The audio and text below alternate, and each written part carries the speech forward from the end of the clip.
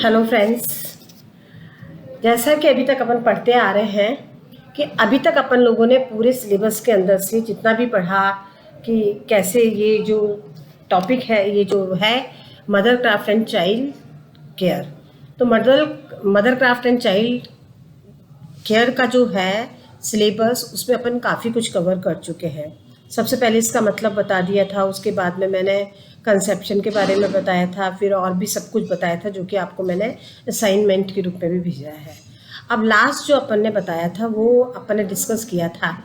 कि गर्भकालीन मतलब गर्भ के समय जब महिला गर्भवती होती है तो उस समय उसकी किस प्रकार देखभाल की जाती है। अब आपको वो मैंने उसमें पोषण के बारे में और भी कई चीज़ों के बारे में सब कुछ समझाते हुए और आपको एबॉर्शन, मिसकैरेज और उनका पोषण का जो डिमांड होती है प्रेगनेंसी के टाइम पर और किस तरह से अम्बिलिकल कॉर्ड से बच्चा फीड करता है, किस तरह से उसकी तीसरी स्टेजेस आती हैं, सब बताने के बाद आज अपन एक नया टॉपिक स्टार्ट करने जा रहे हैं। क्योंकि अब मैं जैसा कि मैंने बताया था कि ये जो 240 दिन का या 9 महीने का जो टाइम होता है जो कि बच्चा गर्भ के अंदर जिसकी वृद्धि और विकास होती है, अब उसका समय आ गया है जन्म लेने का, मतलब इस दुनिया में प्रवेश करने का। जब जन्म लेने का समय आ गया है तो इसका मतलब ये है कि अब माता गर्भवती ना रह के और पोस्ट नेटल स्टेज उसकी स्टार्ट हो जाएगी। इसको कहते हैं intranatal care and arrival of new born, मतलब कि प्रसवकालीन देखभाल तथा नवजात शिशु के आगमन की तैयारी। आगमन की तैयारी, पहली बात तो यह है कि सबसे पहले तो शिशु का जन्म होगा तब हम उसकी देखभाल करेंगे, लेकिन एक जो बीच का पीरियड होता है गर्भकालीन से लेके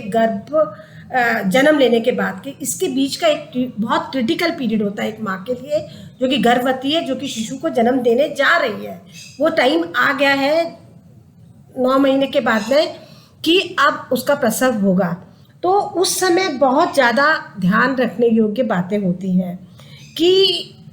क्या होता है उस समय कि गर्भावस्था 40 सप्ताह या 280 या जो भी होता है 9 महीने का, 9 माह 7 दिन का जो भी अवधि होती है उसमें होती है। कुछ फ्लक्चुएट कर जाता है 15-20 दिन का, और उसके बाद में जो ये अवधि पूर्ण होने के बाद में गर्भवती माता होती है, उसका जो गर्भाशय होता है जिसके अंदर के गर्भ पल रहा होता है, वो गर्भाशय जो होता है वो आपको मैंने पहले भी बताया था कि गर्भाशय जो होता है वो अपनी पूर्ण स्थिति में होता है। लेकिन जब गर्भवती होती है महिला तो गर्भाशय का आकार बढ़ने लगता है, क्योंकि उसको भ्रूण को, एम्ब्रियो को, फीटस को अपने अंदर रखना होता है, तो गर्भाशय का आकार बढ़ने लगता है। लेकिन जब ये अवधि पूरी हो जाती है और शिशु पूर्ण रूप से इस लायक हो जाता है कि वो इस दुनिया में आ सके, तो क्या होता है कि वो जो टाइम होता है वो शॉर्ट टाइम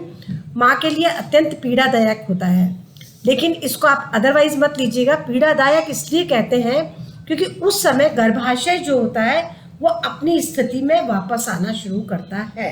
वापस आने के लिए जब वो शुरू करता है तो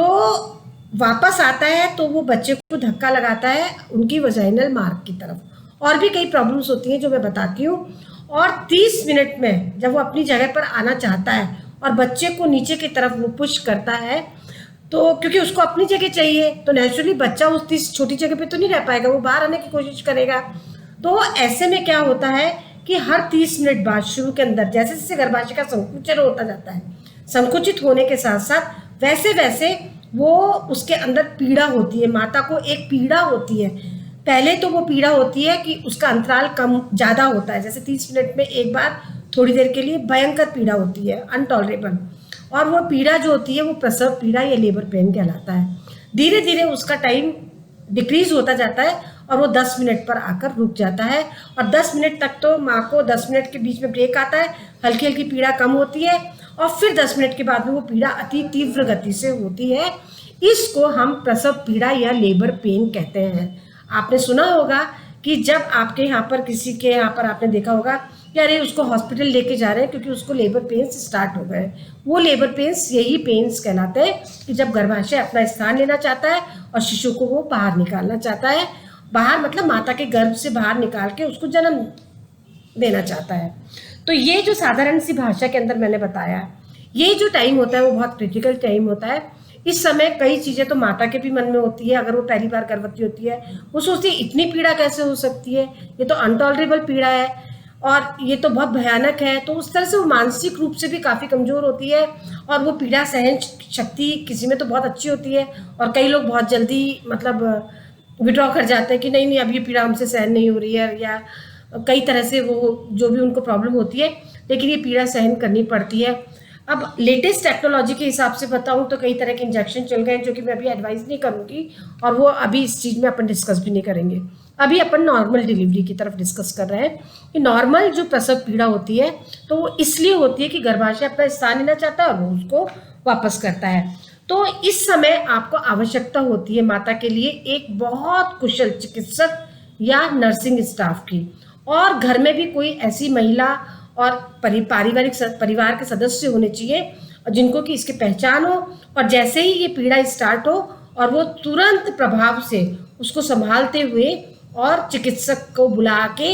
या चिकित्सालय जहाँ पर भी जो उन्होंने रजिस्ट्रेशन करवा रखा है वहाँ पे ले जाए। और अगर ये प्रसव पीड़ा इतनी तीव्र गति से आपको दिखाई दे रही है कि आपने जहाँ पर उसका एडमिशन करवा रखा है वहाँ तक जाने में आपको किसी भी तरह की समस्या आ रही है या दूरी है या कई प्रकार की कई प्रॉब्लम्स हो जाती है, तो किसी भी आसपास के हॉस्पिटल जो कि नर्सिंग हॉस्पिटल्स होते हैं या कोई भी प्राइवेट हो या आपके गवर्नमेंट का हो जहाँ पे कि ये होता है लेबर पेन का सारा काम, और जहाँ पे कि ये जो होती है गायनोकोलॉजिस्ट होते हैं उनसे वो प्रसव करवा सकते हैं। इस समय बहुत कुशल चिकित्सक की और माता को बहुत ही अच्छे से गर्भवती स्त्री को जिसको प्रसव पीड़ा आ रही है उसको बहुत सांत्वना देने की, शांत रखने की, सांत्वना देने की आवश्यकता आपको होती है। तो ये जो पीड़ा होती है इसे प्रसव पीड़ा या लेबर पेन कहते हैं। अब आते हैं अपन लोग कि प्रसव की प्रक्रिया क्या होती है। प्रसव की प्रक्रिया मैंने आपको जैसा कि बताया कि गर्भस्थ शिशु के बाहर निकलने को, जब गर्भस्थ शिशु जब प्रसव पीड़ा होती है वो एक स्थिति तक आ जाती है और प्रसव जो होता है जो कि शिशु का जन्म होता है तो पहले शिशु का शरीर में से सिर बाहर निकलता है और उसके बाद में पाँव बाहर निकलते हैं। लेकिन एक्सेप्शनल केसेस होते हैं, कई बार पाँव भी बाहर निकलते हैं, लेकिन जनरली नहीं होता है, जनरली सिर ही बाहर निकलता है। तो ये जो चीज़ होती है वो प्रसव या डिलीवरी कहलाती है। अपन कहते हैं ना उसकी डिलीवरी हो गई, मतलब उसने एक शिशु को जन्म दे दिया है, ये डिलीवरी करा होती है। तो जिसमें क्या होता है कि मैंने आपको बताया कि पहले तो ये 30 मिनट का गैप होता है जो कि संकुचन की क्रिया होती है, लेबर पेन आते हैं, फिर वो 10 मिनट पे आता है, 10 मिनट पे इसका अंतराल कम होते होते और इतना कम हो जाता है कि गर्भवती स्त्री को बेचैनी महसूस होने लगती है और कई प्रकार के उसके बच्चे के आगमन के समय कई प्रकार की सूचनाएं मिलने लग जाती हैं जो कि उसकी शारीरिक सूचनाएं होती हैं। सूचना से मतलब है कई सिम्टम्स ऐसे दिखाई देने लग जाते हैं, कई लक्षण ऐसे दिखाई देने लग जाते हैं जिनसे लगता है कि अब शिशु आने वाला है, अब उसको आने है। जैसे कि उसके पीठ में और पेट में बहुत तेज पीड़ा होती है, जैसे pain in back and abdomen ये कहा जाता है। दूसरा होता है कि उदर की मांसपेशियां कठोर होने लगती हैं। पेट की मांसपेशियां अगर कठोर होंगी, लचीली होती है तो वो जगह दे देती हैं, लेकिन अगर वो सॉलिड हो जाएंगी, कठोर हो जाएंगी तो वो उसको जगह नहीं दे पाएंगी, तो बच्चे को ऑटोमेटिकली बाहर निकलना पड़ता है। तो उसे कहते हैं मसल्स एब्डोमेन गेट हार्ड है। उसके बाद कभी कभी अल्प मात्रा में ब्लीडिंग भी स्टार्ट हो जाती है क्योंकि उसकी जो एमनिटिक वो जो होती है मेम्ब्रेन वो फट जाती है, वजाइना की जो मेम्ब्रेन होती है वो फट जाती है। फटने के लिए जब वो फटती है तो थोड़ा बहुत ब्लीडिंग होने के चांसेस भी हो जाते हैं और उसके बाद के अंदर एमनियोटिक जो सैक होता है जिसे कि उल्व थैली कहते हैं वो भी फट जाती है। और उल्व थैली जब फटती है तो क्या होता है, गर्भाशय तो संकुचित हो जाता है और गर्भाशय के बारे में इस समय जो स्थिति होती है वो स्थिति ये होती है कि गर्भाशय की जो नीचे की मांसपेशियां होती है वो तो हमेशा थोड़ी सी नाजुक या थोड़ी सी कमज़ोर होती हैं और ऊपर की कठोर और मजबूत होती हैं। तो क्या होता है कि गर्भाशय की जो निचली मांसपेशियां होती है वो ऊपर की तरफ चली जाती है और कठोर मांसपेशियां होती है वो उनको दबाव पड़ता है, उससे भी योनि मार्ग में जो होता है या वजाइनल जो सेगमेंट प्लेस होता है वो जगह अपनी ज़्यादा चौड़ी कर देता है, जिससे कि शिशु आराम से बाहर निकल सके। ये बहुत ऐसी बातें हैं और इसको समझना बहुत ज़रूरी है। तो ये जो लक्षण मैंने आपको बताए, अगर ये दिखाई देने लगते हैं चिकित्सक को या घर वालों को, तो समझ लेना चाहिए कि अब प्रसव का टाइम आ गया है और अब प्रसव होने वाला है, मतलब। और उसके बाद के अंदर जो प्रसव होता है वो हो जाता है। तो सबसे पहली बात मैं आज आपको ये बताती हूँ कि ये जो आपकी एमनियोटिक बैग जो होता है वो बहुत ज़्यादा